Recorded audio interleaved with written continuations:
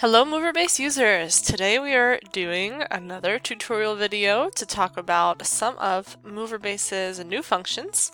In today's video we'll be talking about how to make a custom document in our file-based system. What we will do is go to Setup and click on Files. Now in Files we'll see all of the documents that we have uploaded. We are going to create a new file today, so click on that. Click on the new file and open it up. Now in Files, we will click on our text box tool. This is where we can start creating a custom document. So you will create a text box, click on the text box tool, and start typing what you want written on the page. In this case, we are writing a credit card authorization form. You may change the font, you can make it bold, you can align it however you like. You can do many things with our software.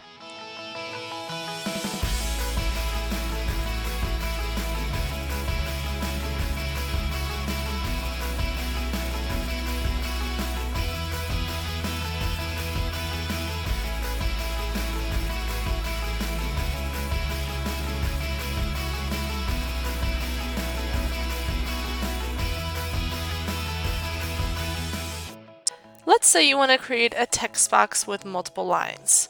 You will create a text box, and in the text box tool you will just space it out accordingly to however you want. As you can see, our preset lines will keep everything in line the way you need to, so just space it out accordingly and align it to your liking.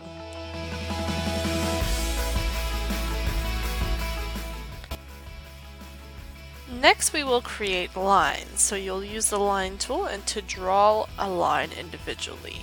As you can see, our system automatically gives you a guide to see if your line is straight, and if it is straight it'll let you know, just like that.